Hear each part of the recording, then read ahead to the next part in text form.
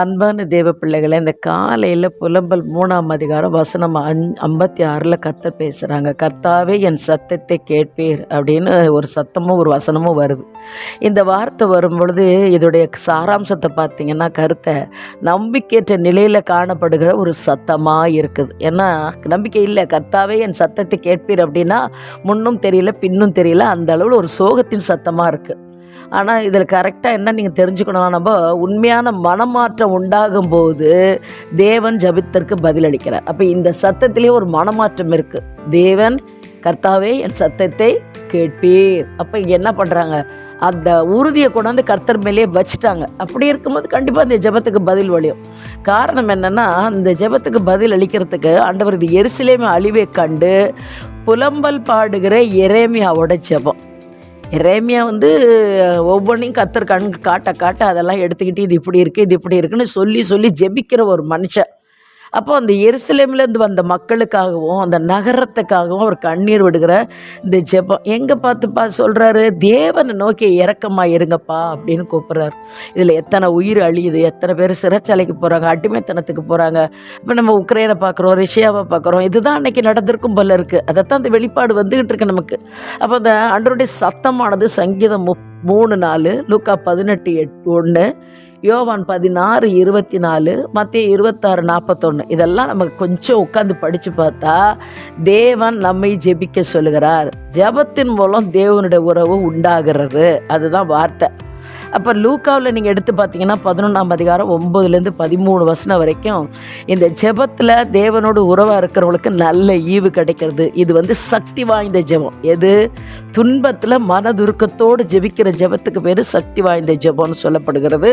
இந்த தேவ வார்த்தையோடு வாக்குத்தத்தங்களை வச்சு துதியோடு அறிக்கையிட்டு ஜெபம் ஏறெடுக்கும் போது பதில் கட்டாயம் கிடைக்கிறது. உபவாசமாக இருக்கணும், ஊக்கமாக இருக்கணும். கர்த்தரை தவிர நம்ம வேறு யாருக்கிட்டையும் நினைவு இருக்கக்கூடாது. அந்த ஜெபம் வல்லமை உள்ளதாக இருக்குது. மத்தேயு 6:16 அந்த வார்த்தை சொல்லப்படுது.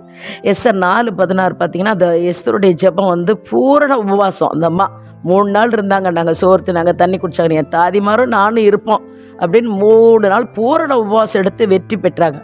மோசே எடுத்திருக்கிறாரு, எலியா எடுத்திருக்கிறாரு. அதாவது பிரசன்னத்தில் உட்கார்ந்து 40 நாள் மோசே நின்று அந்த உபவாசத்தில் வந்திருக்கிறாரு. சீனா மலை மேலே போய் உட்காந்து எலியாவை எடுத்திங்கன்னா அந்த ஒரு அட்டையில் அவர் 40 நாள் உபவாசத்தில் ஓடினார். அப்போ அவங்கெல்லாம் இன்றைக்கி எவ்வளோ பெரிய காரியம் செய்திருக்காங்க பாருங்கள். உலக காரியத்திலேருந்து ஒதுங்கி ஆவியானவர் தேவனுடைய பிரசன்னத்தில் நிறைந்ததுனால அந்த ஜெபம் கேட்கப்படுது. இப்போ எலியா, பவுல் இவங்கெல்லாம் கூறுறதை பார்த்திங்கன்னா கொலேசியர் 3:25 இந்த அதாவது இந்த ஜெபமாகப்பட்டது அறியாமல் கதறி ஜெபிக்கிற ஜெபம், பரிந்து பேசுகிற ஜெபத்துக்கு கர்த்தர் பதிலளிக்கிறார். இதே தப்பாக இந்தம்மா எசபேல் இருந்தாங்க. இன்றைக்கி எசபேல் மாதிரி எத்தனை கிறிஸ்தவங்க இருக்காங்க, மற்றவங்கள கொடுமைப்படுத்துகிறவங்க. அப்போ அவங்க எசபேல் மாதிரி உள்ளவங்களாம் இன்றைக்கி பூமியில் ஜெபித்தா பதில் கிடைக்குமா? கிடைக்காது. அதுக்கு தான் இன்றைக்கி இந்த சாராம்சமான சத்தத்தை சொல்கிறோம். கர்த்தாவே என் சத்தத்தை கேட்பீர். எசபேல் மாதிரி இருந்துட்டு இவங்களுக்கு கலகம் பண்ணி அவங்கள கலகம் பண்ணி இந்த திருட்டுக்கு எழுத்து போட்டு இதை பண்ணி அதை பண்ணி இப்படியெல்லாம் செய்தாக்கா கேட்பாரா? கேட்க மாட்டார். அதனால் நாம் தெரிஞ்சுக்க வேண்டியது என்ன, நம்ம ஜெபம் உபவாசத்தோட, பூரணத்தோட, பரிபூரத்தோட, துதியோட, ஜெபத்தோட, உபவாசத்தோட, அறிக்கையோட, பரிசுத்த தேவன் நாமத்தை புகழ்ந்து உள்ளத்தின் ஆழத்திலிருந்து கொட்டும்போது கட்டாயம் பதில் உண்டு. அந்த தான் இன்றைக்கி நம்ம தெரிஞ்சுக்கணும். இந்த பதிலுக்கு தான் இன்றைக்கி ஆண்டவர் நமக்கு கற்றுக் கொடுக்குறாங்க. வாங்க நம்ம இப்போ ஜெபிக்கலாம். தகப்பனே, எங்களை ஜெப ஆவியில் நிரப்புங்க. நீங்கள் விரும்புகிற சித்தத்தின் மையத்தில் வாழ எங்களை தகுதிப்படுத்துங்க. முழுவதும் ஒப்பு கொடுக்குறோம். இதுவரை எங்கள் ஜெபங்களுக்கு எதெல்லாம் பதில் வரலையோ உமது கண்களில் எங்களுக்கு தயவு கிடைக்கட்டும். இரக்கமாக இருந்து பதில் தந்து எங்களை வழிநடத்தும்படியா இந்த பொழுதில் நாங்கள் ஒப்பு கொடுத்து செபிக்கிறோம். காரணம், பொல்லாதவர்கள் நாங்கள் எங்கள் பிள்ளைகளுக்கு நல்ல இவு கொடுக்க அறிந்திருக்கும் போது நாங்கள் பரலோக தேவனை வேண்டிக் கொள்கிறோம்.